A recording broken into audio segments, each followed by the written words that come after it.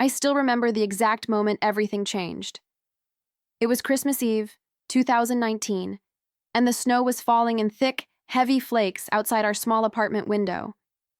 I was 26 years old, working as an administrative assistant at a law firm downtown, and I had just finished wrapping the last of the presents I could barely afford. My name is Elena, and back then, I thought I understood my family. I thought I knew who we were, where we came from, and what held us together. But that Christmas taught me that sometimes the people closest to you are the ones hiding the biggest secrets.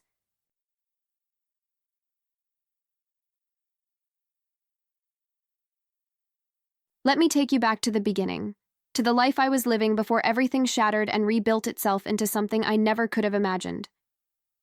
I grew up in a modest household. My parents, David and Margaret, were hardworking people who never seemed to catch a break.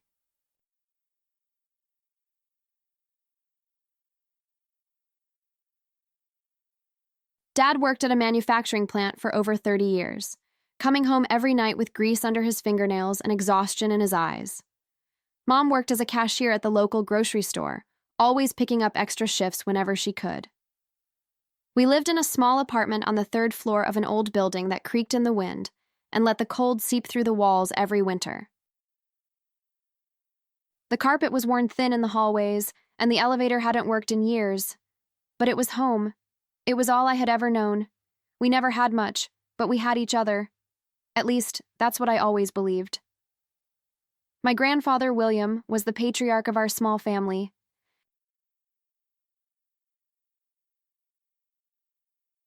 He was 82 years old that Christmas, with silver hair that had once been dark as coal and blue eyes that still sparkled with a sharpness that belied his age. Grandpa had always been a mystery to me in some ways. He lived alone in a small house on the outskirts of town, a place he'd owned for as long as I could remember.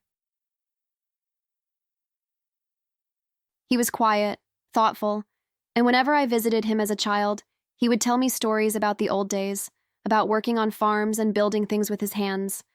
But there was always something he held back. I could see it in the way his eyes would drift to the window sometimes, like he was looking at something far away, something none of us could see.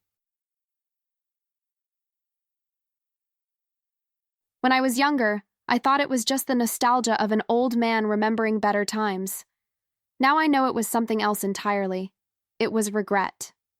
Growing up, I was always the quiet one, the observer. While other kids played and laughed and made friends easily, I hung back, watching, analyzing, too afraid to put myself out there. I was terrified of rejection, of being laughed at, of not being good enough. So I built walls around myself, thick and high, and I convinced myself that I was happy behind them. School was difficult for me. Not academically, I was always at the top of my class, but socially. I had a few close friends, but I never let anyone get too close. I never let anyone see the real me, the scared little girl who was certain that if people really knew her, they would walk away. By the time I graduated from high school, I had perfected the art of being invisible. I went to college, got my degree in English literature, and then promptly did nothing with it.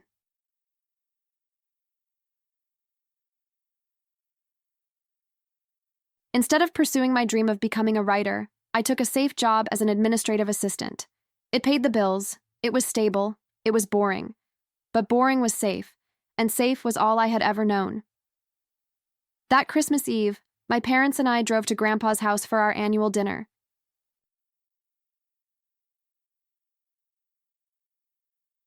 The roads were slick with ice, and Dad gripped the steering wheel with white knuckles, while Mom sat in the passenger seat, unusually quiet. The car heater was working overtime, but I could still feel the chill seeping in through the window beside me. Elena. Mom, are you okay? You've barely said a word since we left. Margaret. I'm fine, honey. Just tired. The holidays always wear me out. But I knew my mother. I knew the way her lips pressed together when she was worried, the way her hands twisted in her lap when something was bothering her. Something was wrong, and she wasn't telling me what it was. I looked at my father, hoping to catch his eye in the rearview mirror, but he kept his gaze fixed firmly on the road ahead. His jaw was tight, the muscles working beneath his skin, Whatever was bothering my mother was bothering him too. We pulled up to Grandpa's house just as the sun was setting, painting the sky in shades of pink and orange that reflected off the snow.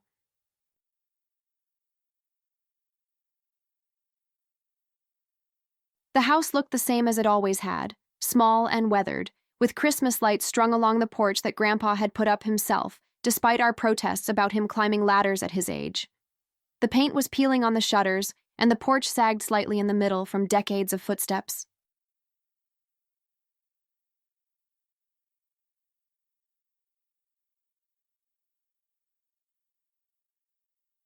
But the windows glowed warmly from within, and smoke curled from the chimney, carrying the promise of a fire and a warm meal. William. There's my girl! Grandpa was waiting at the door, his face lighting up when he saw me. He was wearing his old cardigan, the brown one with the patched elbows that Grandma had given him years ago. He refused to throw it away, even though it was more patches than original fabric at this point. I ran up the porch steps and threw my arms around him, breathing in the familiar scent of pipe tobacco and peppermint that always clung to him. He felt thinner than the last time I had hugged him, more fragile, but his arms still held me tight. Elena. Merry Christmas, Grandpa. William. Merry Christmas, Elena. Come in, it's freezing out here. We settled into the warm living room, where a fire crackled in the old stone fireplace and the smell of roasting ham filled the air. Grandpa had decorated the tree himself, with ornaments that had been in our family for generations. I recognized the angel at the top, her porcelain face faded but still beautiful, the same angel my grandmother had placed there every year before she passed. There were ornaments I had made as a child, clumsy paper stars and clay handprints, hanging beside delicate glass balls from my grandmother's collection. Each one held a memory, a piece of our family's history preserved in tinsel and glitter. The house itself was a museum of the past. Every surface was covered with photographs and knickknacks, souvenirs from a life well lived. There was the clock on the mantel that had belonged to my great-grandmother, still ticking away after nearly a century. There was the quilt draped over the back of the couch, hand-stitched by my grandmother during the long winters when snow kept them housebound.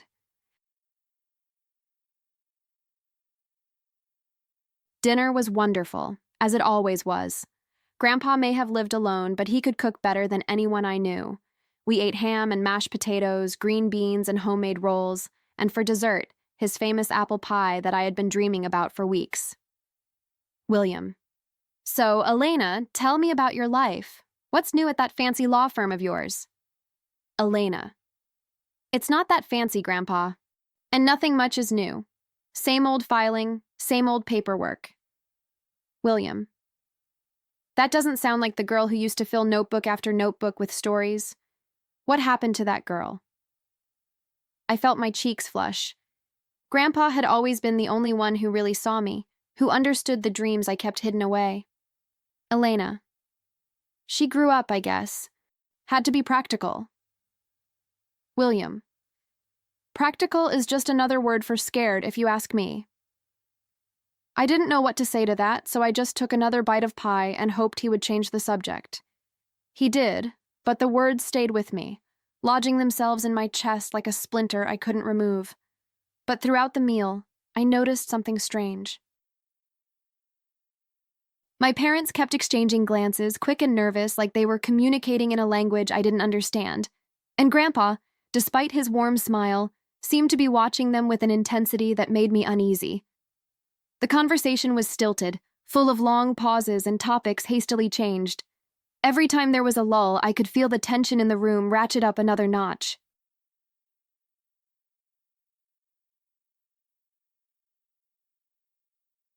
It was like waiting for a storm to break. After dinner, we gathered in the living room to exchange gifts. The fire had burned down to embers, casting long shadows across the room. I gave Grandpa a new sweater I had saved up for, soft blue cashmere that matched his eyes. He gave me a beautiful leather journal, the kind I had always wanted but could never justify buying for myself. William. For your thoughts, Elena. You've always had so many of them spinning around in that head of yours. Maybe it's time you started writing them down again. Elena. It's perfect, Grandpa. Thank you. I ran my fingers over the smooth leather, feeling the quality of it. This wasn't a cheap gift. This was expensive, much more expensive than I would have expected from my grandfather, who clipped coupons and reused aluminum foil. And then, as we sat there surrounded by wrapping paper and ribbon, Grandpa leaned back in his chair and looked at my parents with an expression I couldn't quite read. There was something hard in his eyes, something determined. William. So, David, Margaret. How do you like the new house? I felt my heart stop. The words seemed to hang in the air, frozen like the icicles outside the window. I looked at my parents, expecting them to laugh, to correct him, to explain that we didn't have a new house. We still lived in the same small apartment we'd been in for years, the one with the leaky faucet and the radiator that never worked quite right. But they didn't laugh. Instead, my father's face went white as snow, and my mother's hand flew to her mouth as if she was trying to hold back a scream. The color drained from both of them so fast I thought for a moment they might faint. Elena. What new house? Mom? Dad? What is Grandpa talking about? David. Dad, please, not now, not like this. My father's voice was strained, almost pleading. I had never heard him sound like that before. My father was a strong man, stoic, the kind who never showed weakness. But in that moment, he looked like a child caught in a lie. William. Not like this? Then how, David? When? It's been 3 months. 3 months since I gave you that money, and you haven't said a word to her. Elena. What money? What is going on? The room fell silent. The only sound was the crackling of the fire and the distant howl of wind outside.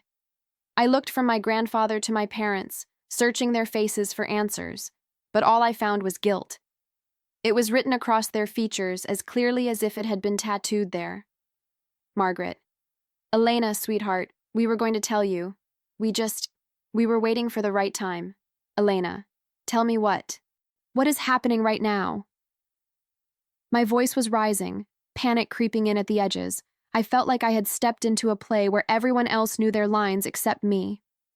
My father stood up, running his hands through his hair the way he always did when he was stressed. He walked to the window and stared out at the falling snow, his back to us. His shoulders were hunched, carrying a weight I couldn't see. David. 3 months ago, your grandfather gave us money. A lot of money. Enough to buy a house. Elena. What?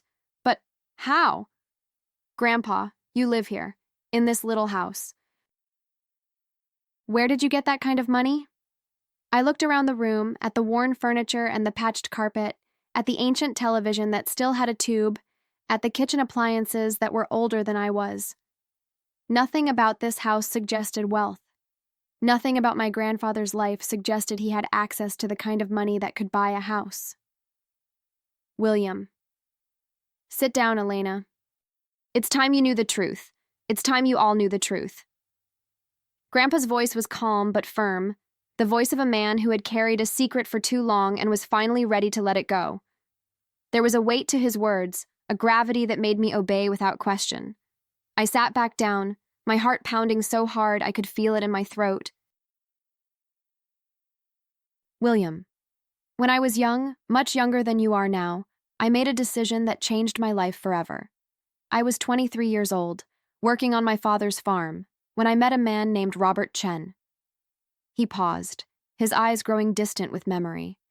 I could see him traveling back through the decades, to a time when he was young, and the future stretched out before him like an unwritten page. William. Robert was an inventor, a dreamer. He had ideas that seemed impossible at the time, things about computers and technology that nobody understood yet. Most people thought he was crazy. They laughed at him, called him a fool. But I saw something different. I saw a man with vision. Elena. What do you mean? William. He needed money to start his company, and I believed in him. Against all advice, against all reason, I believed in what he was trying to do. My father turned from the window, his face unreadable. David. Dad, you never told us any of this. In all my life, you never once mentioned anyone named Robert Chen. William. I know, and I'm sorry for that, David. I'm sorry for a lot of things, but let me finish. Let me tell the whole story before you judge me. He took a deep breath, and I could see his hands trembling slightly. This was hard for him, I realized. Whatever he was about to say, it was something he had kept locked away for a very long time. William. I invested everything I had. Every penny I'd saved, every cent my father left me when he died. Your grandmother thought I was crazy. Everyone thought I was crazy. My own brothers stopped speaking to me, convinced I had lost my mind. But I saw something in Robert, something special, something that told me he was going to change the world. So I gave him $10,000 in 1963. My mother gasped. My father's jaw dropped.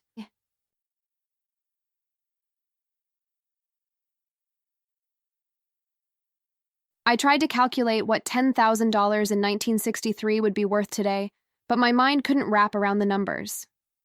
Margaret. William, that would have been a fortune back then. That would have been more than most people made in a year. William. It was everything I had. Everything. I sold the truck my father left me. I sold the pocket watch that had been in my family for 3 generations. I sold everything that wasn't nailed down, and I gave it all to Robert. He smiled, a sad, wistful smile that held decades of memory. William. Your grandmother didn't speak to me for 2 months after that. She thought I had thrown our future away, and for a long time, it seemed like she was right. Robert's company struggled. There were years when I thought I had lost everything, when I lay awake at night wondering how I was going to tell my wife that the money was gone forever. Elena. But it wasn't gone, was it? William. No, it wasn't. He leaned forward in his chair, his blue eyes bright with something I couldn't name. Pride, maybe, or vindication. Or perhaps just the simple satisfaction of a bet that had paid off beyond anyone's wildest dreams. William. Robert's company grew. Slowly at first, but then faster and faster. By the 1980s, it was worth millions. By the 2000s, it was worth billions. It became one of the biggest technology companies in the world. And my little investment, well, it grew too. Elena. How much, Grandpa? How much is it worth? William. As of last month, my shares in that company are worth approximately $47 million. The words hung in the air like smoke. I couldn't breathe. I couldn't think. $47 million.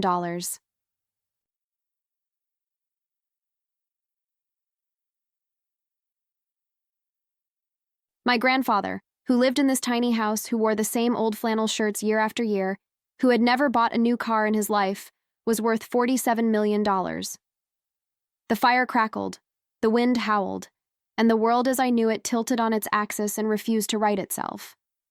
Elena. I don't understand. If you have that much money, why do you live like this?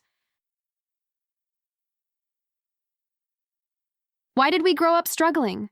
Why did Mom and Dad work themselves to the bone when you could have helped us? My voice cracked on the last word, and I felt tears burning in my eyes.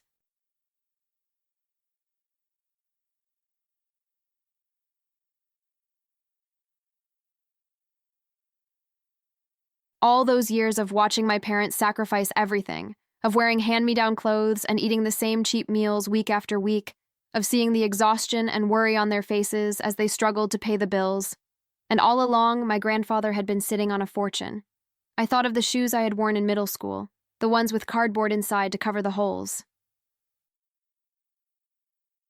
I thought of the nights we had eaten rice and beans for dinner because that was all we could afford. I thought of my mother crying in the kitchen when she thought I was asleep, worrying about how they were going to make rent. And I felt something I had never felt toward my grandfather before. I felt anger. William. Because I wanted you to have what I had, Elena. The chance to build something yourself. The pride of earning your own way. I grew up on a farm. I learned the value of hard work, of sacrifice, of earning every single thing you have. I wanted that for you. I wanted you to know what it feels like to struggle and overcome. His voice was gentle, but there was a tremor in it. He knew how this sounded. He knew how I was taking it. William. And because I was afraid of what that money would do to our family. I've seen it happen, Elena. I've seen how wealth can corrupt people, tear families apart. Brothers turning against brothers. Parents and children becoming strangers. Greed poisoning everything it touches. I never wanted that for us, Margaret. But you gave us the money now. Why? What changed? William? Because I'm dying. The word hit me like a physical blow. I felt the blood drain from my face, felt the room spin around me. The fire seemed to dim, the walls seemed to close in, and suddenly I couldn't get enough air. Elena? What? No, Grandpa, that can't be true. William. I have pancreatic cancer, Elena. The doctors found it 2 months ago. They say I have 6 months, maybe a year if I'm lucky. I was across the room before I knew what I was doing, falling to my knees beside his chair and taking his weathered hands in mine. They were thin and fragile, spotted with age, but still warm. Still alive. Elena. There has to be something they can do.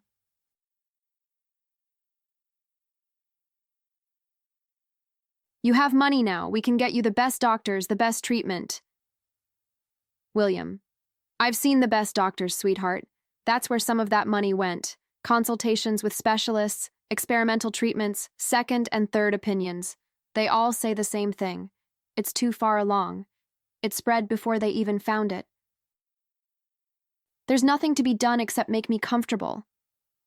I was crying now, tears streaming down my face. My mother was crying too, her shoulders shaking with silent sobs. And even my father, who I had never seen shed a tear in my entire life, had moisture glistening in his eyes. William. That's why I gave your parents the money. That's why I'm telling you all of this now. Because I don't want to leave this world with secrets. I don't want to leave knowing that the people I love most don't really know me. I've spent my whole life hiding, Elena. Hiding my wealth, hiding my fears, hiding myself. And I'm tired. I'm so tired of hiding. He reached out and cupped my face in his hand, wiping away my tears with his thumb. His touch was gentle, familiar, the same touch that had comforted me through childhood nightmares and teenage heartbreaks. William. But there's more, Elena. More that I need to tell you. More that your parents haven't had the courage to say. I looked at my parents, confused. My mother had her face buried in her hands. My father was staring at the floor, unable to meet my eyes. Elena. More? What more could there possibly be? David. Elena, the money your grandfather gave us, it wasn't just for a house. My father came and sat down across from me, his face heavy with shame. He looked older than I had ever seen him, the lines on his face deeper, the gray in his hair more pronounced. Margaret, we've been keeping something from you.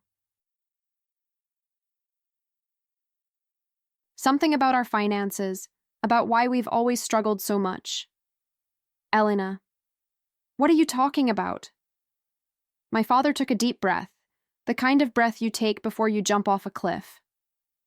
David, 20 years ago, when you were just 6 years old, I made a terrible mistake.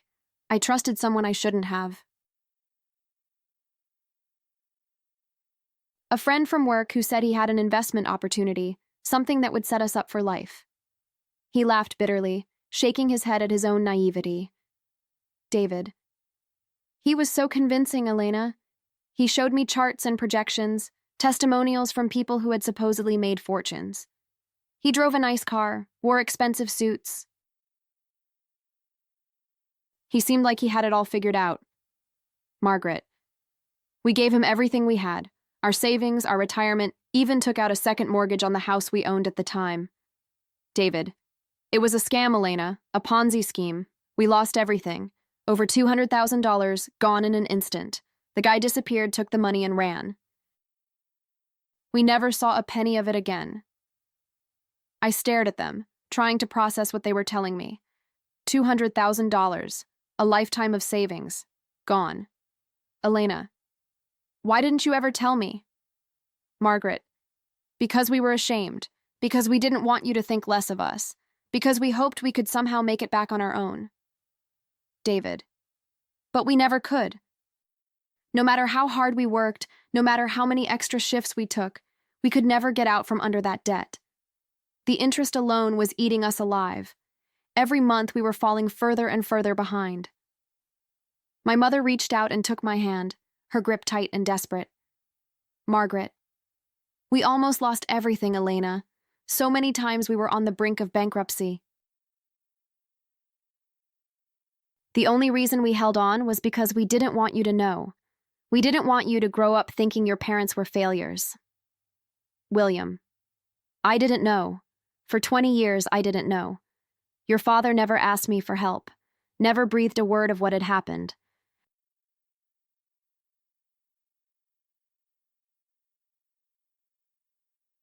Even when things were at their worst, he was too proud to come to me.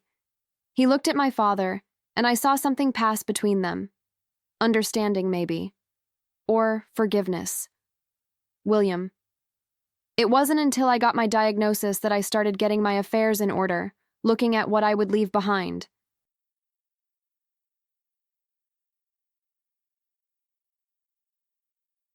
That's when I hired someone to look into your finances, to make sure my inheritance would go where it was needed most. Elena, and that's when you found out. William, yes, and when I confronted your parents, they finally told me everything. I stood up and walked to the window, staring out at the snow that was still falling, covering everything in a blanket of white.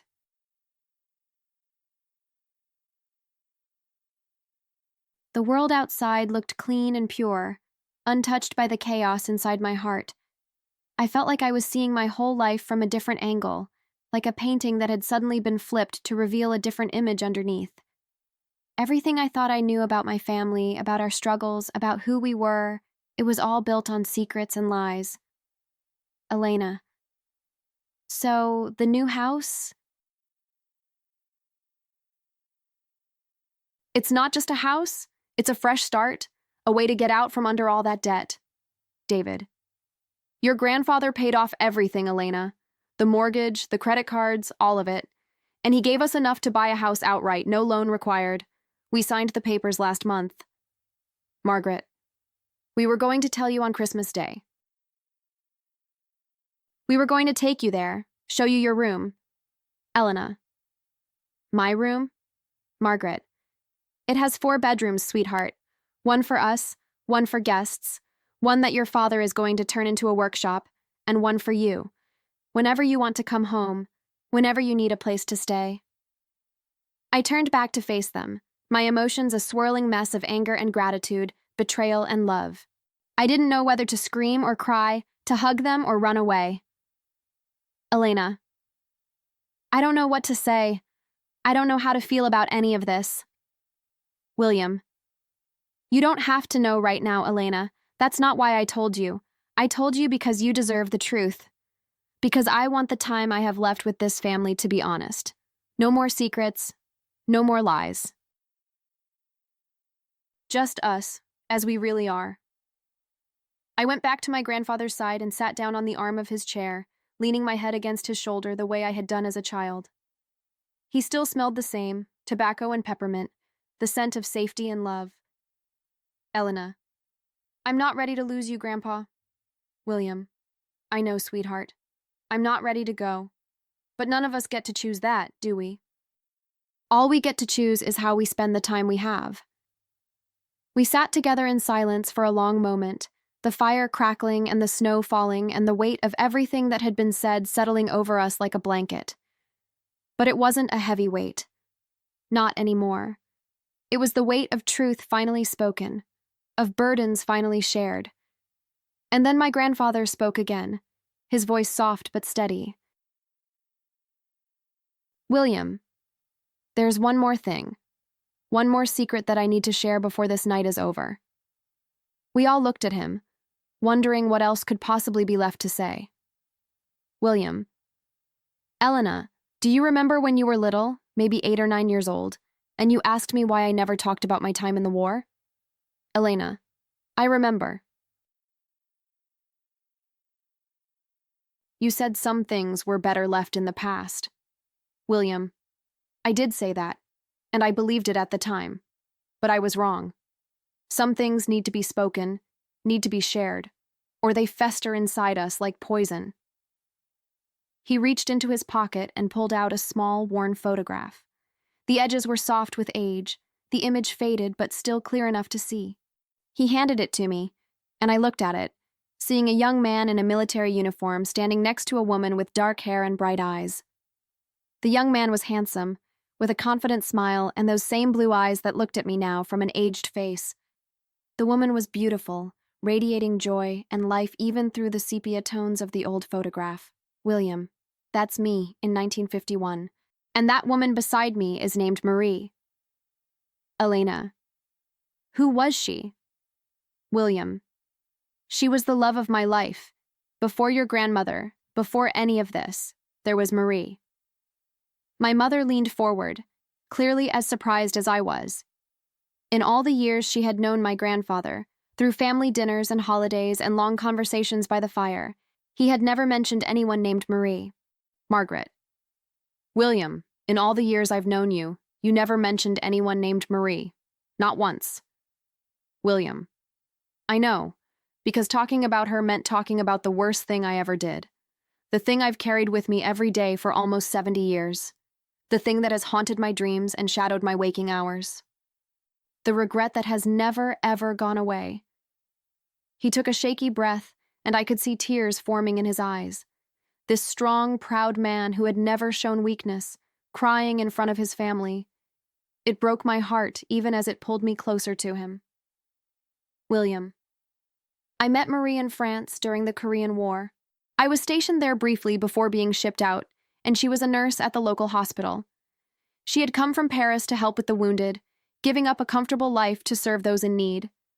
We fell in love instantly, the way young people do when the world is falling apart around them and tomorrow isn't guaranteed. Elena, what happened? William. We had 3 weeks together. 3 perfect weeks where nothing else existed except us. We walked through the streets of that small town, talking about everything and nothing. We danced in the square when the local musicians played. We made plans for a future that seemed impossibly bright. And then I got my orders. I was being sent to Korea, to the front lines. I promised her I would come back. I promised her I would find her again when the war was over. David. But you didn't. William. No, I didn't. He closed his eyes, and I could see the pain on his face, as fresh and raw as if it had happened yesterday instead of nearly 70 years ago. William. When the war ended, I was a different man. I had seen things, done things, that I couldn't reconcile with the boy who had loved Marie. I was broken, David. Completely broken. I woke up screaming from nightmares. I jumped at loud noises. I couldn't close my eyes without seeing the faces of the men I had fought beside, the men I had lost. He wiped his eyes with the back of his hand, an old man trying to compose himself in front of his family, William. And I convinced myself that she deserved better. That she deserved someone whole, someone unscarred, someone who could give her the life she deserved. I convinced myself that going back to her would only ruin her life, that I would drag her down into the darkness with me. Elena. So you stayed away. William. I came home to America and I married your grandmother and I built a life here. A good life, with a family I love more than anything. But not a day has gone by that I haven't thought about Marie. Not a day has gone by that I haven't wondered what happened to her. If she was happy. If she ever forgave me. I looked down at the photograph in my hands, at the young woman with the bright eyes and the hopeful smile. She had no idea in that moment that the man beside her would break his promise. That he would vanish from her life and never return. Elena. Did you ever try to find out? William. Once. About 10 years ago, after your grandmother passed, I hired someone to look for her. a private investigator who specialized in finding people. It took him months, but eventually he found her. His voice broke, and for a moment he couldn't continue. We waited in silence, giving him the space to find his words. William. She never married Elena. She waited for me. For years and years, she waited for me to come back. She turned down proposals from other men. She kept the letters I had written her during our 3 weeks together.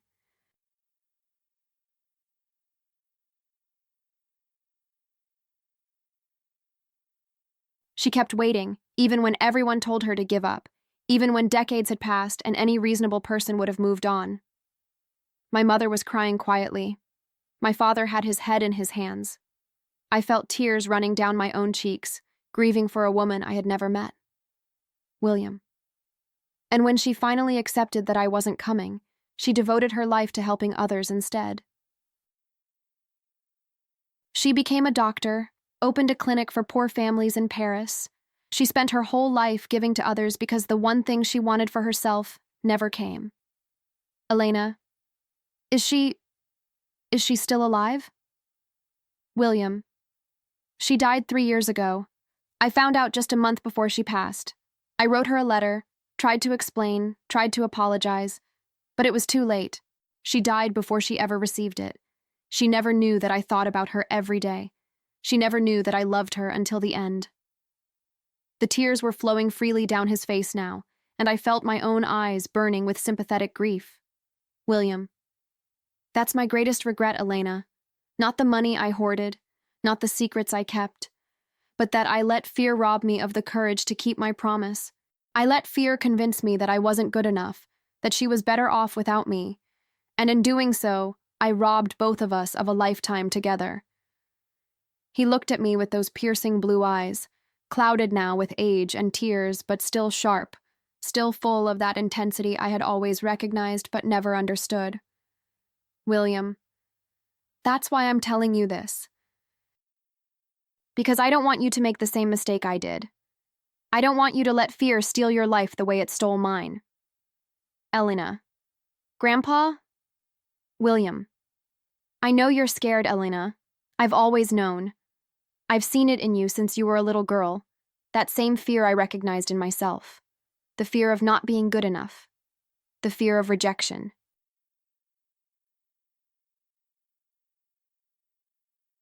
The fear of really living, because living means risking loss. He took my hands in his grip weak but warm. William. But you're wrong. You deserve everything. You deserve love and happiness and a life full of adventure. Don't let anyone, especially yourself, convince you otherwise.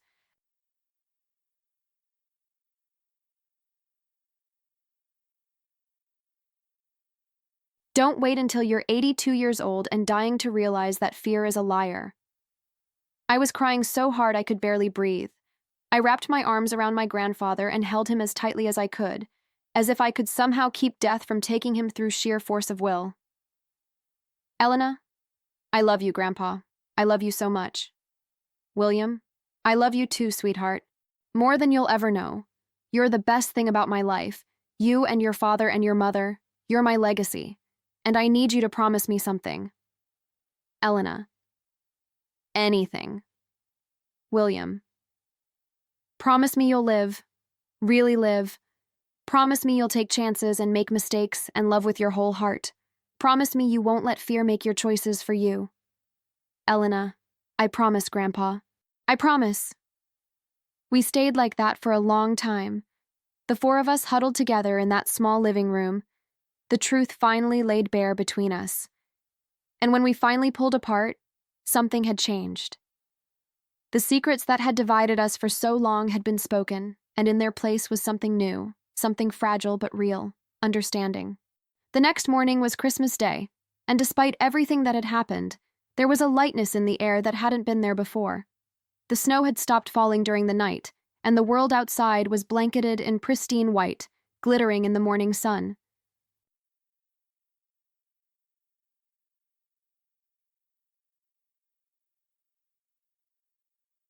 We ate breakfast together, pancakes that my grandfather made from scratch with the same recipe his mother had taught him decades ago, and we talked.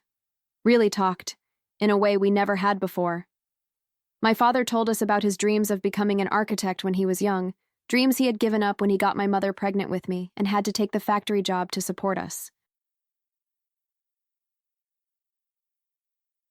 He showed us sketches he had made, beautiful designs for buildings that existed only in his imagination. My mother told us about her childhood in the countryside, about the horses she used to ride and the books she used to read under the old oak tree in her family's yard. She talked about the nursing school she had started but never finished, about the career she had sacrificed to raise me. And my grandfather told us more stories about his life, about the war, and about Marie, and about the friend whose company had made him rich. He talked about his childhood on the farm, about his brothers and sisters, about the parents who had worked themselves to the bone to give their children a better life.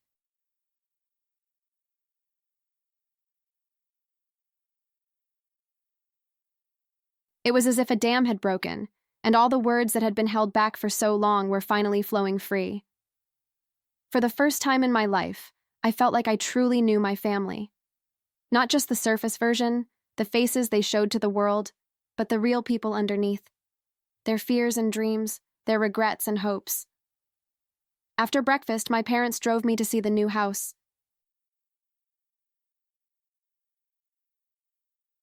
It was on the other side of town, in a neighborhood I had always admired but never thought I would set foot in. Tree-lined streets with houses set back on generous lots, the kind of neighborhood where children played safely and neighbors knew each other's names. The house was beautiful, a 2-story colonial with a wraparound porch and a big backyard that was blanketed in snow.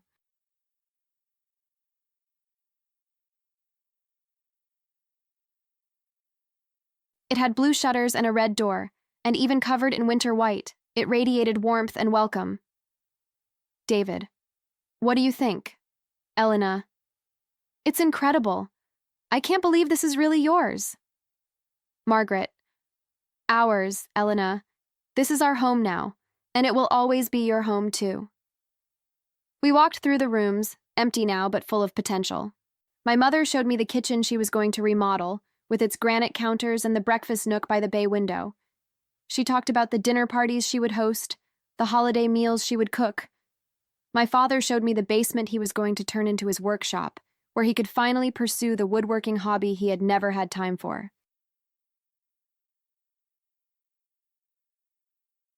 His eyes lit up as he described the tools he would buy, the projects he would build, and they showed me my room. It was on the second floor, with a big window that looked out over the backyard and enough space for a desk, a bed, and all the books I had accumulated over the years. Elena, you didn't have to do this. I'm 26 years old. I have my own apartment. Margaret, we know, but we wanted you to have a place here, a place that's really yours, whenever you need it, a place you can always come home to. I stood in the empty room, looking out the window at the snow-covered yard, and I felt something I hadn't felt in a long time: hope. The drive home that night was silent. None of us spoke, each lost in our own thoughts, processing everything that had been revealed. The snow continued to fall, thick and heavy, the windshield wipers working overtime to keep our view clear. I sat in the back seat, the leather journal my grandfather had given me clutched against my chest, and I thought about all the years that had passed, all the dinners and holidays and ordinary days when the truth had been right there, hidden just beneath the surface.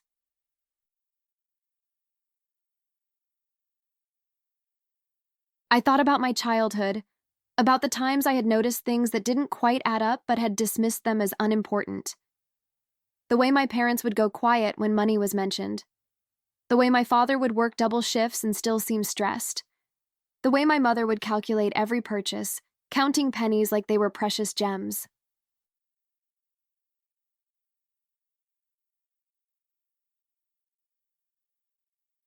I had always assumed we were poor because life was hard and money was scarce.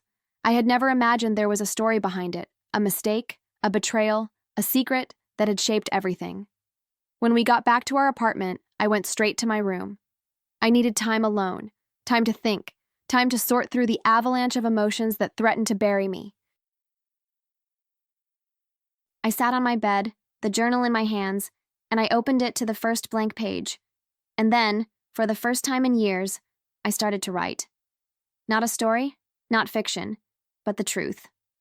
My truth. Everything I was feeling, everything I was thinking, poured out onto the page in a rush of words that felt almost desperate. I wrote until my hand ached. I wrote until the sun came up. And when I finally stopped, I felt something I hadn't felt in a long time. Clarity. I didn't have all the answers. I didn't know how to feel about what my grandfather had done, keeping his wealth secret for so long. I didn't know how to process my parents' lie, the debt they had hidden, the struggle they had faced alone. But I knew one thing with absolute certainty. I was tired of living small. I was tired of letting fear make my decisions. I was tired of watching life pass me by while I stood on the sidelines, too scared to participate. Something had to change, and it had to start with me. The weeks after Christmas were strange. On the surface, life continued as normal. I went to work, came home, ate dinner, went to bed. But underneath, everything had shifted. I looked at my parents differently now, seeing them not just as mom and dad, but as people. Flawed, scared, human people who had made mistakes and done their best to protect me from them. I started visiting my grandfather more often. At first, it was awkward.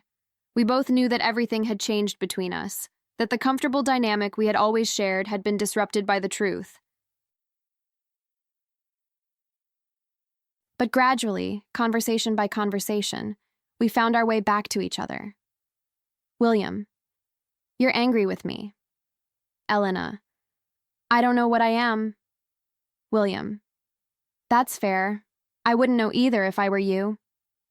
Elena, I keep thinking about all those years, all the times you could have helped, could have made things easier, and you just didn't. William, I know. Elena, and then I think about what you said, about wanting us to earn our own way, and I understand it. Sort of. But then I think about Mom, crying in the kitchen because she didn't know how we were going to make rent, and I get angry all over again. William, your mother is a remarkable woman. Stronger than she knows. Elena, she shouldn't have had to be that strong. None of us should have.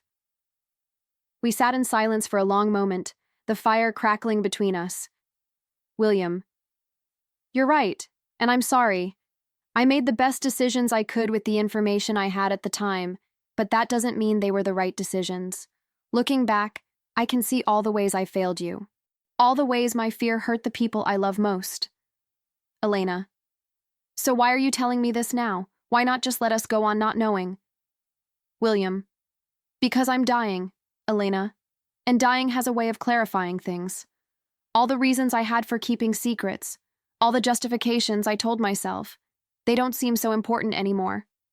What seems important is truth, connection, making sure the people I love know who I really am before I go.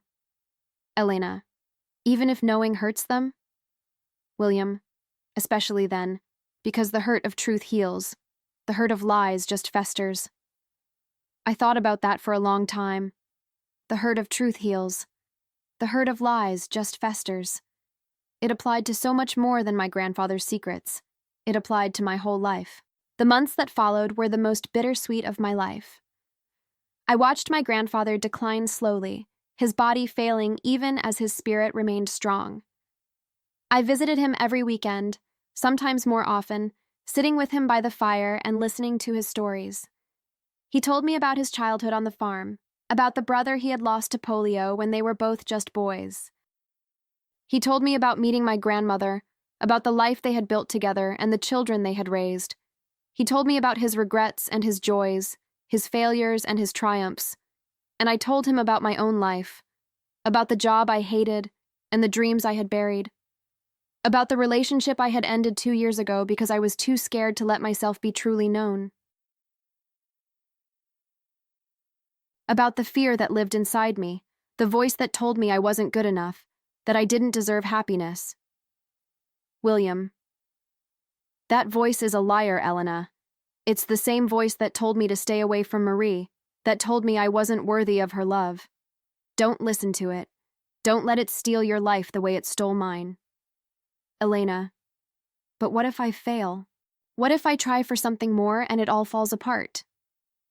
William, then you'll pick yourself up and try again.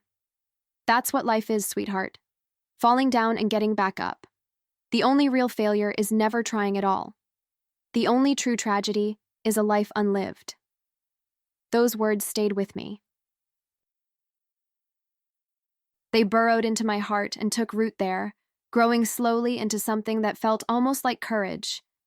The change didn't happen all at once. It happened in small steps, tiny acts of bravery that built upon each other like bricks in a wall. First, it was speaking up in a meeting at work. Just a small comment, a suggestion for how we could handle a case more efficiently. Nothing earth-shattering.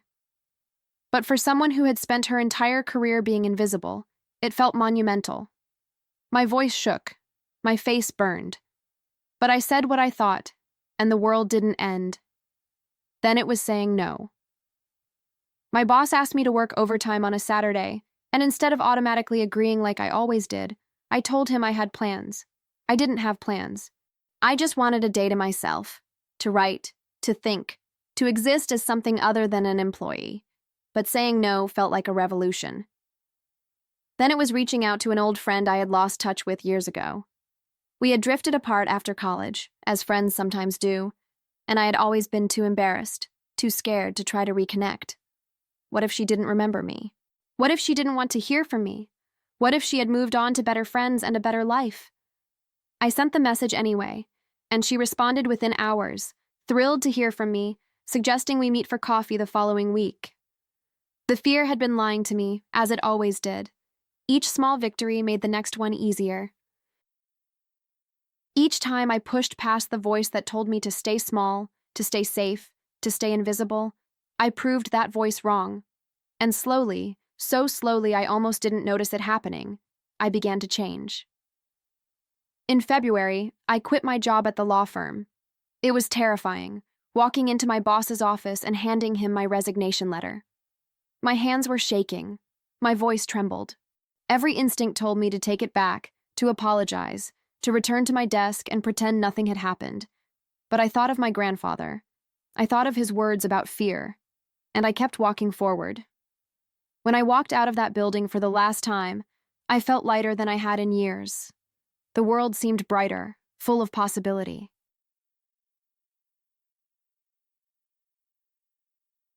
For the first time in my life, I had chosen courage over safety. In March, I enrolled in night classes at the local community college. I had always dreamed of becoming a writer, but I had never had the courage to pursue it. Now, with my grandfather's words echoing in my ears, I finally took the first step.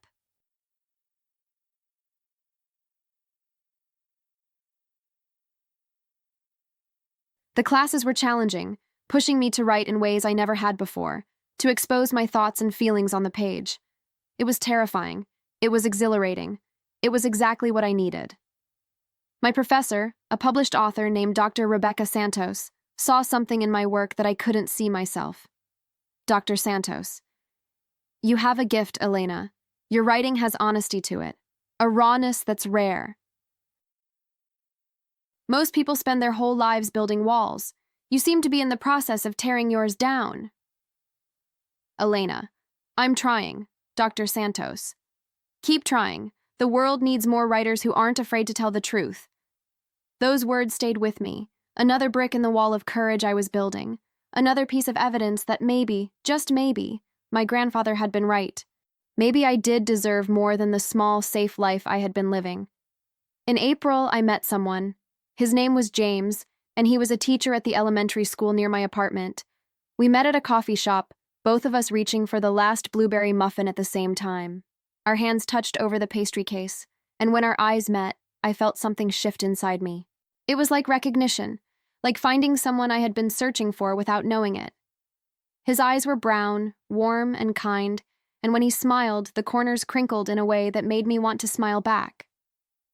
"James, I think we have a problem here." Elena: "I saw it first." James: "Actually, I'm pretty sure I did." but I'm willing to negotiate. Elena. What kind of negotiation? James. Split it in half? And maybe you let me buy you a coffee to make up for taking half your muffin? I should have said no. The old Elena would have said no, would have made an excuse, would have run from the possibility of connection.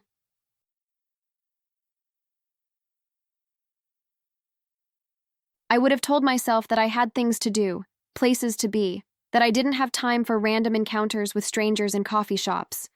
But the new Elena, the one who had promised her grandfather to live, remembered his words about Marie, about the love he had walked away from because he was too afraid, about the lifetime of regret that followed. And so I said yes. We ended up talking for 3 hours that day. The coffee grew cold, then was replaced, then grew cold again. The coffee shop staff shot us annoyed looks as we monopolized a table during the busy afternoon rush. But we didn't notice. We couldn't notice. We were too lost in each other.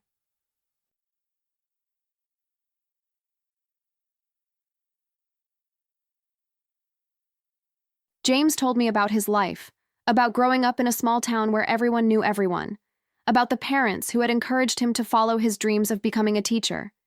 He told me about the students he taught, third graders who were equal parts chaos and wonder, who reminded him every day why he had chosen this profession. And he told me about his marriage.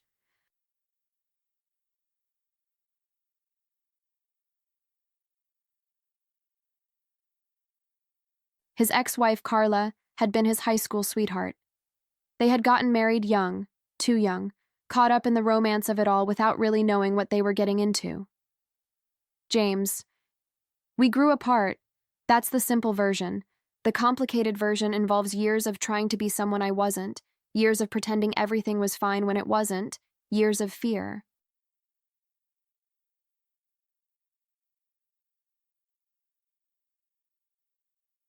I was so afraid of failing, of being the guy whose marriage didn't work, that I stayed long after I should have left. Elena. What finally changed? James. She left. One day she came home and told me she had met someone else, someone who made her happy in a way I never had. And you know what I felt when she said that? Elena. What? James.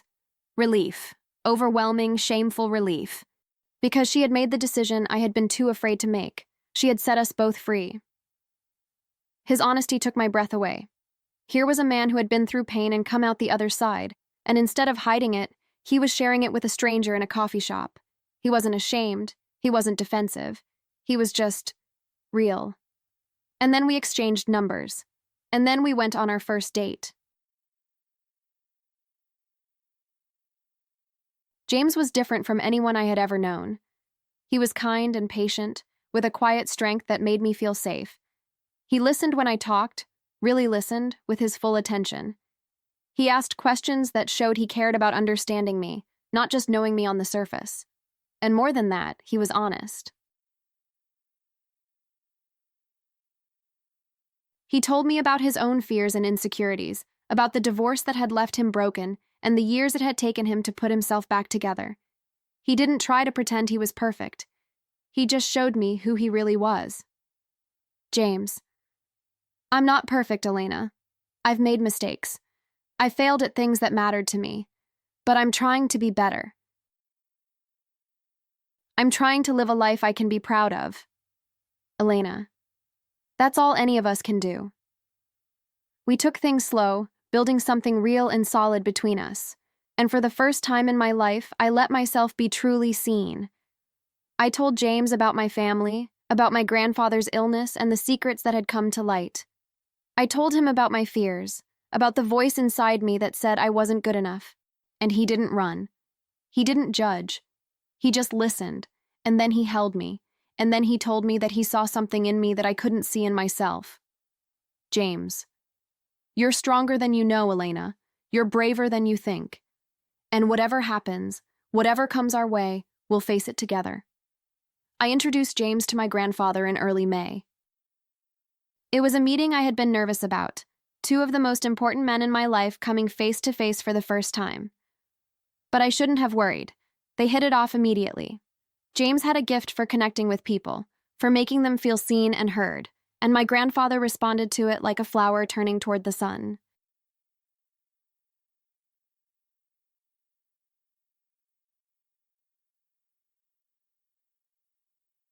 Within an hour, they were deep in conversation about the war, about life, about things I had never heard my grandfather talk about with anyone. William, you're good for her, you know. I can see it. There's a light in her eyes that wasn't there before. James, she's good for me too, sir. Better than I probably deserve. William, none of us get what we deserve, young man. We get what we're brave enough to reach for. I watched them from the doorway, these two men who meant so much to me, and I felt something I had rarely felt in my life. Contentment. The sense that, for this moment at least, everything was exactly as it should be. But even as I savored that feeling, I knew it couldn't last. My grandfather was getting weaker every day.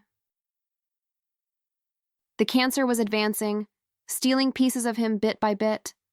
Some days he was himself, sharp and witty and full of stories. Other days the pain medication left him foggy and distant, there but not quite there. In May, my grandfather took a turn for the worse. The cancer had spread, and the doctors said it was only a matter of weeks now. His body was failing fast, but his mind remained sharp, his spirit unbroken. We moved him to hospice care, a beautiful facility surrounded by gardens where he could watch the spring flowers bloom from his window. The staff was kind, attentive, treating him with dignity and respect even as his body betrayed him.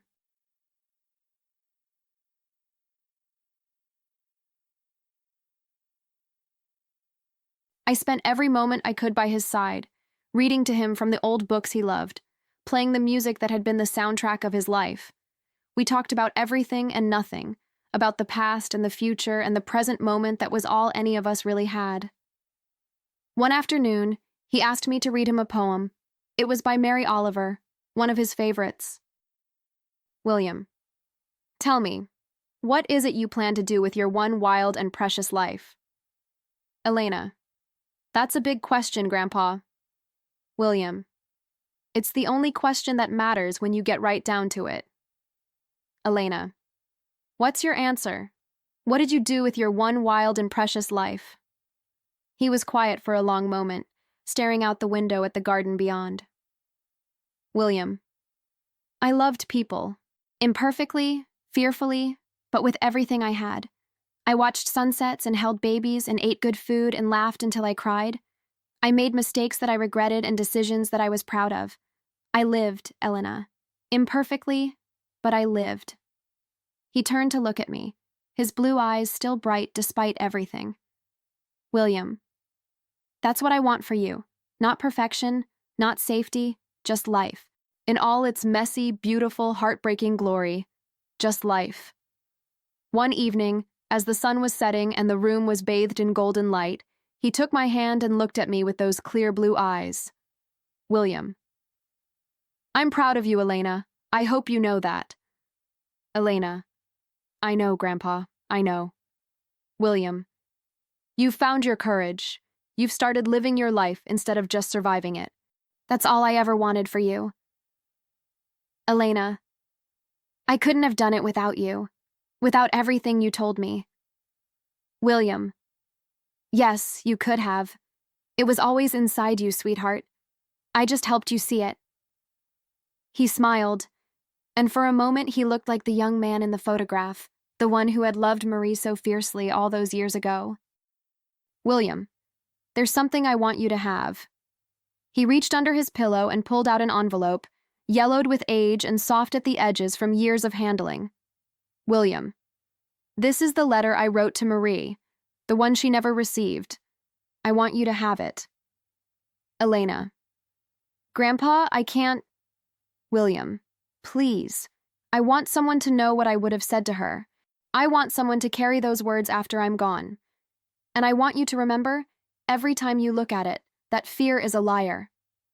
That love is always worth the risk. I took the envelope with trembling hands. Elena, I'll keep it safe, I promise. William, I know you will. He closed his eyes, exhausted from even that small effort. I sat with him as the sun set and the room grew dark, holding his hand and listening to his breathing grow slower and slower. He passed away 3 days later, surrounded by his family. It was peaceful, they said. He simply slipped away in his sleep, like a ship finally finding its harbor after a long voyage. The funeral was small, just family and a few close friends. We buried him next to my grandmother, in the cemetery on the hill where the wildflowers bloomed in spring. The minister spoke of a life well lived, of a man who had loved his family and served his country and touched everyone who knew him. My father gave a eulogy that left no dry eye in attendance.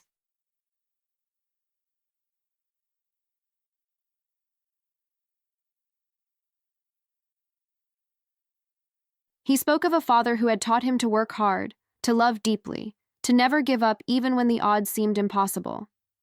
He spoke of the secrets that had been revealed, and how, in the end, they had brought the family closer together instead of tearing them apart. David, my father was not a perfect man. He made mistakes. He kept things hidden that should have been shared. But in his final months, he showed me something I will never forget. He showed me that it's never too late to be honest. It's never too late to be brave. It's never too late to say I love you and mean it with your whole heart. My mother held my hand through the whole service, her grip tight and warm. She had forgiven my grandfather for keeping his wealth a secret. She understood, she said, because she had kept secrets too, because fear had made her do things she wasn't proud of, because in the end, they were all just human beings doing their best. And when everyone else had gone, I stayed behind, sitting on the grass beside his grave, the letter he had given me clutched in my hands. The sun was setting, painting the sky in shades of orange and pink, and the spring breeze carried the scent of flowers and new growth. I finally opened it, there in the quiet of the cemetery with only the wind and the birds for company. My dearest Marie, the letter began. There are no words that can undo what I have done. There is no apology that can give back the years I stole from both of us. But I need you to know that not a day has passed that I haven't thought of you. Not a night has fallen that I haven't dreamed of your face. I was a coward, Marie. I let fear convince me that I wasn't worthy of your love. I let shame build walls so high that I couldn't climb over them even when I wanted to. And in doing so, I condemned us both to a lifetime of what-ifs and might-have-beens.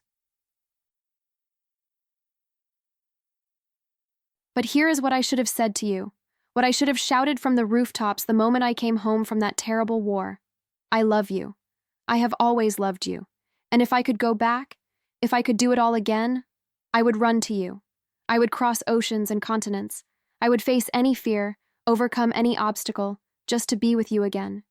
You were the love of my life, Marie. You were the best part of me, and I will carry you in my heart until the day I die, and beyond, into whatever comes after. Please forgive me. Please know that you were loved. And please, wherever you are now, be at peace. Forever yours, William. I folded the letter carefully and pressed it to my chest, tears streaming down my face. And there, in the cemetery where my grandfather lay, I made a promise to him. A promise to live the life he couldn't. A promise to be brave when fear told me to run. A promise to love fiercely and honestly, without holding back. The months that followed were hard. Grief has a way of hitting you when you least expect it, catching you in quiet moments and dragging you down into the depths. There were days when I couldn't get out of bed, when the weight of loss pressed down on me until I could barely breathe.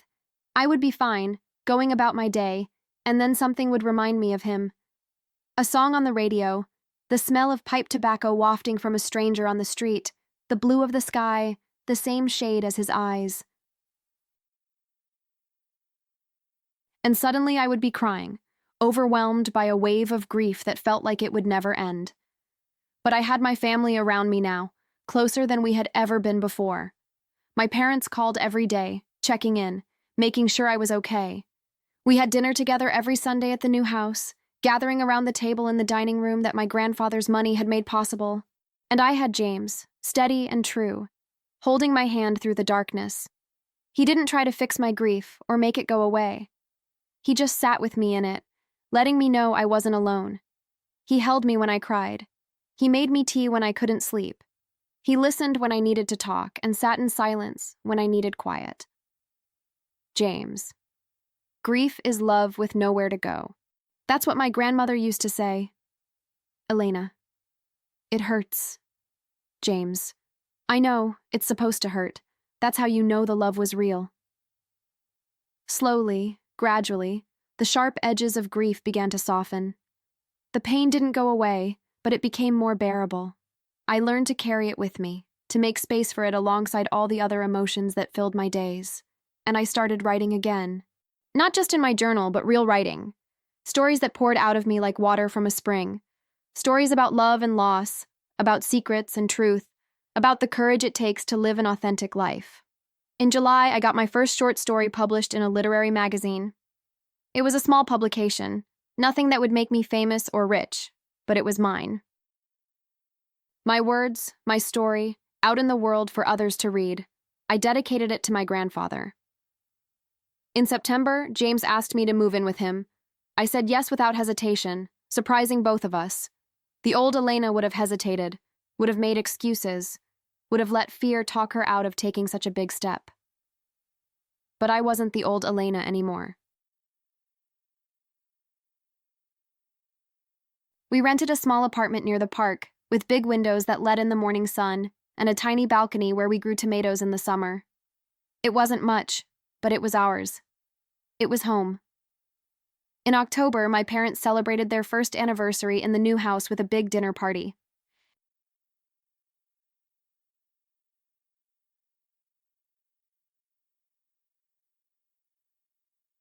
The house that had been empty and full of potential was now warm and lived in, filled with furniture they had chosen together and photographs of the life they were building. My father had finished his workshop in the basement, and he showed me the rocking chair he was making. Elena, that's beautiful, Dad.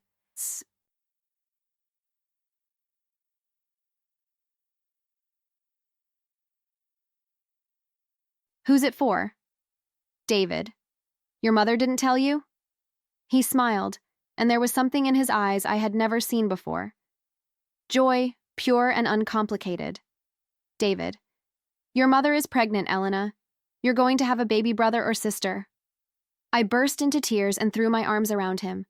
My mother, coming in from the kitchen, laughed and joined the embrace. Margaret, we found out last month. We wanted to wait until we were sure before we told anyone. Elena.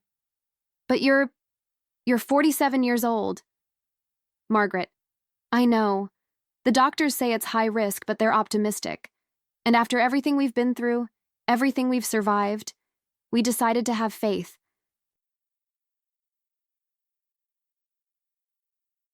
We decided to believe that good things are still possible. I looked at my parents, really looked at them, and I saw something I had missed for so long. I saw two people who had been beaten down by life, who had made mistakes and suffered consequences, but who had never stopped fighting, never stopped hoping, never stopped believing that tomorrow could be better than today. They were my heroes. They always had been. I just hadn't been able to see it. In December, 1 year after that fateful Christmas Eve, we gathered in my parents' new house for the holiday. The tree was up in the corner, decorated with the same ornaments my grandfather had used, including the angel with the faded face that my grandmother had loved so much.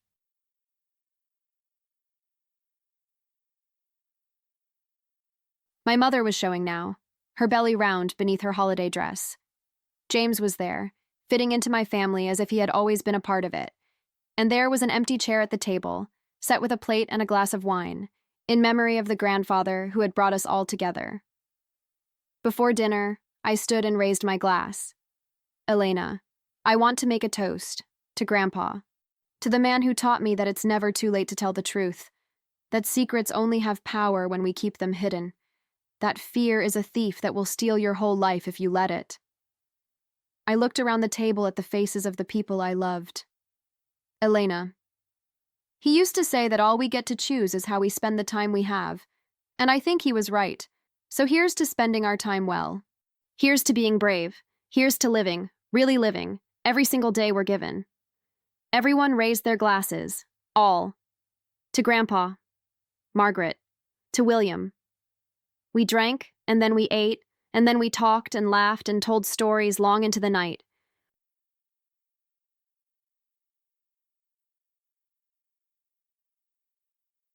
And when the evening was over and the dishes were done and everyone had gone to bed, I slipped outside onto the porch with the letter my grandfather had given me. The snow was falling again, just like it had the year before. The world was quiet and still, wrapped in white, and I could almost feel my grandfather's presence beside me. Elena, I hope you can see this, Grandpa. I hope you can see how far we've come. How much has changed. I looked up at the sky, at the stars peeking through the clouds. Elena, I met someone just like you hoped I would.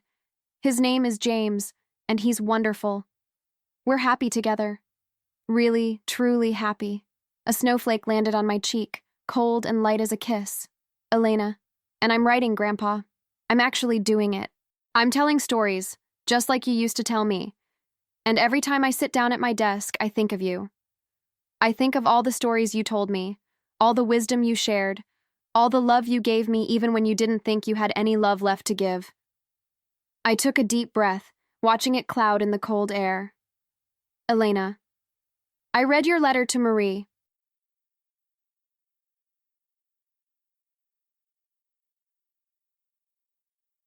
I read it over and over until I knew every word by heart, and I understand now. I understand why you kept it, why you couldn't let it go. Because it wasn't just a letter to her, it was a letter to yourself.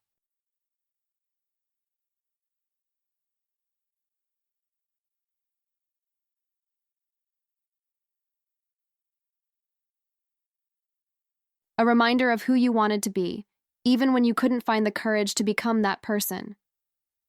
I pulled the letter from my pocket and held it up to the light falling from the windows behind me. Elena. But here's the thing, Grandpa. You did become that person.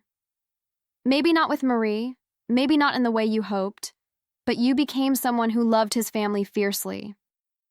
Someone who worked hard and sacrificed everything for the people he cared about. Someone who, in the end, found the courage to tell the truth. You became a hero, Grandpa. My hero. I pressed the letter to my heart. Elena. You were my hero, Grandpa. You still are, and I'm going to spend the rest of my life trying to make you proud. The door opened behind me, and James stepped out onto the porch, wrapping his arms around me from behind. James. Hey, you okay? Elena. Yeah, I'm okay. I'm actually really okay. James. Your mom was worried. She said you've been out here for a while. Elena. I was just talking to my grandfather. James didn't ask what I meant. He just held me tighter and rested his chin on my shoulder, looking out at the falling snow with me. James. What did you tell him? Elena. That I'm happy, that I'm living my life instead of just surviving it, that I've finally found my courage. James. And what did he say? I smiled, looking out at the snow falling softly in the darkness. Elena. He said he's proud of me, and that it's about time. We stood there together, watching the snow fall, and I felt a peace settle over me that I had never known before. Not the absence of pain or struggle, but something deeper. The peace of knowing who I was and where I came from. The peace of being surrounded by people who loved me. The peace of having faced my fears and come out the other side. My grandfather was gone, but his legacy lived on. In my parents, who had finally found their way out of the darkness. In my mother, carrying new life within her. In me, writing stories and building a future I had once been too afraid to imagine.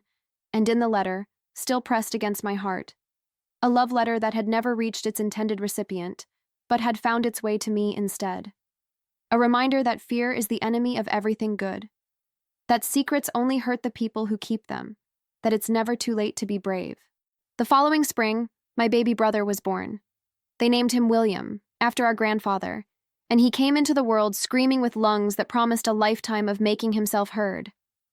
I held him in my arms just hours after his birth, looking down at his tiny, scrunched-up face, and I made him a promise. Elena, I'm going to tell you all about him, little one. About your grandfather, who was brave and scared, strong and broken, all at the same time.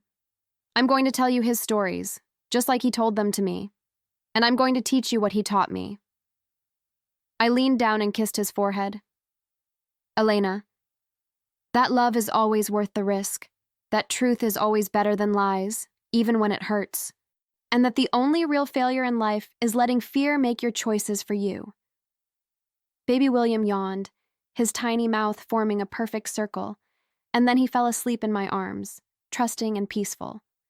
I looked up to find James watching me from the doorway, a soft smile on his face. James, you're going to be an amazing aunt. Elena, I'm going to try to be everything my grandfather was to me. James crossed the room and sat down beside me, looking at the sleeping baby. James, he would be proud of you, Elena. He is proud of you.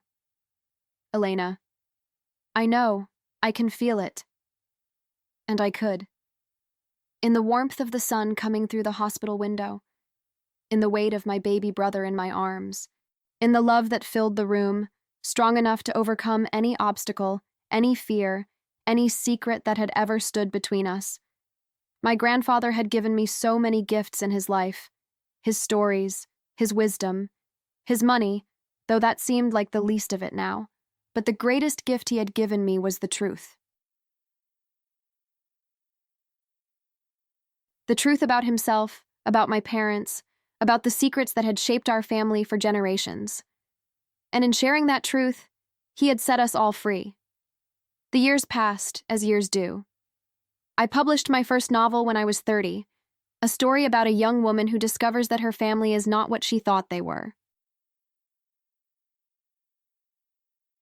It wasn't autobiographical, not exactly, but it was inspired by my grandfather and the Christmas that had changed everything.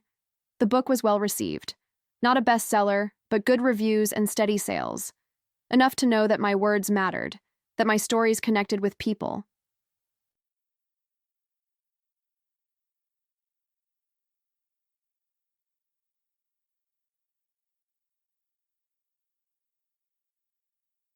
Readers wrote to me, sharing how the book had touched them, how it had made them think about their own family secrets, their own fears, their own unlived lives. One letter stood out above all the others. It was from a woman in her 70s who had read the book and recognized herself in its pages. Dear Elena, she wrote, your grandfather's story could have been my story. I too loved someone once and let fear keep us apart. For 50 years, I have wondered what might have been. But reading your book, I realized something. It's not too late. It's never too late to be brave. I wrote back to her, and we began a correspondence that lasted years. She did reach out to her lost love. He was a widower now, living alone in the same town where they had grown up together. They reconnected. They fell in love all over again. They got married at 75 years old, proving that my grandfather had been right about one thing. It really is never too late. James and I got married on a sunny afternoon in June, in the backyard of my parents' house. My father walked me down the aisle, tears streaming down his weathered face. My mother sat in the front row, little William on her lap, both of them beaming with joy. The ceremony was simple but beautiful. We had written our own vows, standing under an arch of white roses as the sun shone down and our families looked on. James. Elena, before I met you, I thought I knew what love was. I thought it was comfortable and safe, something that fit neatly into the life I had planned. But you showed me that real love is so much more than that. Real love is messy and scary and absolutely worth every moment of fear. You make me braver just by being who you are, and I promise to spend the rest of my life trying to be worthy of that. Elena. James, I spent most of my life being afraid. Afraid of failure, of rejection, of being truly seen. And then I met you, and I realized that the only thing scarier than being seen is never being seen at all. You see me. All of me. The good parts and the bad parts, the brave parts and the scared parts. And you love me anyway. That's the greatest gift anyone has ever given me. I promise to keep being brave with you, because of you, for as long as we both shall live. We exchanged rings. We kissed. And as our families cheered and the music began to play, I looked over at the empty chair we had reserved for my grandfather, draped with his favorite cardigan, and I could have sworn I saw him smiling. James was waiting for me under an arch of flowers, his eyes bright with love. And when I reached him, when I took his hands and looked into his face, I knew that I had made the right choice. That being brave, taking the risk, had led me exactly where I needed to be.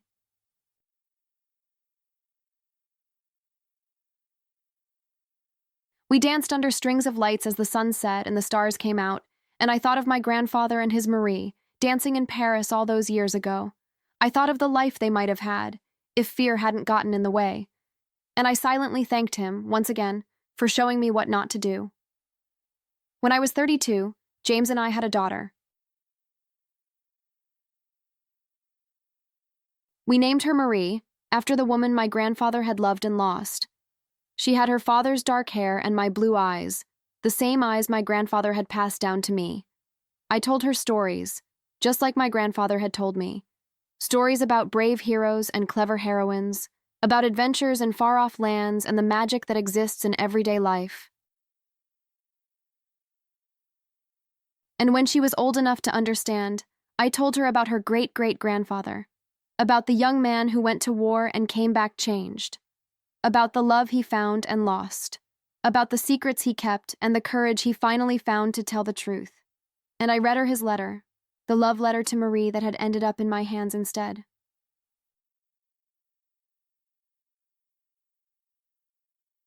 She listened with wide eyes, and when I finished, she looked up at me with a question in her eyes. Marie, Mommy, do you think they're together now? Great-great-grandpa William and his Marie? I smiled and pulled her close, breathing in the sweet scent of her hair. Elena, I don't know, sweetheart, but I like to think they are.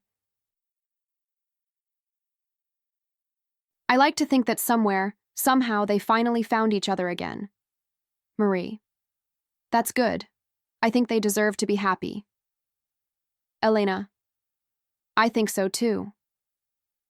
I looked out the window at the night sky, at the stars twinkling in the darkness, and I felt a warmth in my chest that had nothing to do with the temperature. My grandfather had lived a life of fear and secrets. He had loved and lost, failed and tried again, hidden the truth and finally found the courage to share it. He had been human, flawed and beautiful and complicated, just like all of us. But in the end, he had given me something precious. Not the money, though that had changed our lives. Not the stories, though those would live on for generations. But the lesson. The lesson that had taken him 82 years to learn and only one Christmas Eve to share. That it's never too late to be brave. That truth, however painful, is always better than lies. That love is worth every risk, every fear, every sacrifice. And that the secrets we keep from the people we love are the heaviest burdens of all. I carried that lesson with me every day, in my writing, in my marriage, in the way I raised my daughter, in the relationships I built and the life I lived. And whenever I felt fear creeping in, whenever that old voice tried to tell me I wasn't good enough, I would think of my grandfather. I would think of the man he had been and the man he had become.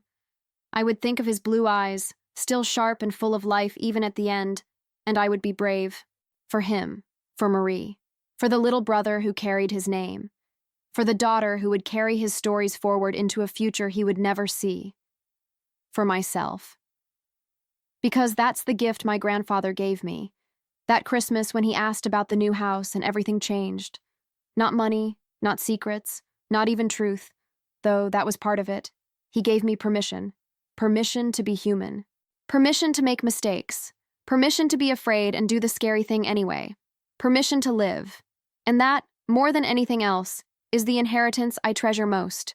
So if you ever find yourself at a crossroads, caught between the safe path and the scary one, between the secret and the truth, between fear and courage, remember my grandfather. Remember the man who waited too long and learned too late. Remember the letter he wrote to the woman he loved, the one she never received. And then be brave. Tell the truth, even when it hurts. Love fiercely, even when it's scary. Take the risk, even when you might fail. Because life is short and uncertain, and the secrets we keep from the people we love have a way of growing heavier with each passing year. Because the time we have is precious, and we don't get to choose how much of it we're given. All we get to choose is how we spend it, and I choose to spend mine being brave. Just like my grandfather taught me, that Christmas Eve when the snow was falling and the truth finally came to light, just like he would have wanted, just like I promised him I would, every single day for the rest of my life and beyond. This is my story, the story of a Christmas that changed everything. The story of a grandfather who carried secrets for decades and finally found the courage to let them go. The story of a family broken by silence and healed by truth. But more than that, it's the story of a girl who was afraid. Afraid of failure, afraid of rejection, afraid of being truly seen. And how she learned, through love and loss and the wisdom of an old man with blue eyes and a lifetime of regrets, that fear is not the enemy. Fear is just a feeling. What we do with that feeling, how we respond to it, that's what matters. My grandfather ran from his fear. He let it make his choices for him, and he paid the price for that every day until the day he died. But I don't have to make the same mistake. None of us do. We can be afraid and still be brave. We can make mistakes and still keep trying. We can carry secrets and still find the courage to tell the truth. We can live. Really, truly, deeply live. And that's exactly what I intend to do. For my grandfather, for Marie, for everyone who has ever been too afraid to reach for what they truly want. This is for you. Be brave. Tell the truth. Love fiercely. And never ever let fear steal your life. Not one single moment of it. I promise you, it's worth it. Every terrifying, beautiful, heartbreaking, glorious moment. It's all worth it. Grandpa taught me that. And now I'm teaching it to you. Merry Christmas. And may all your secrets be the kind that lead to light.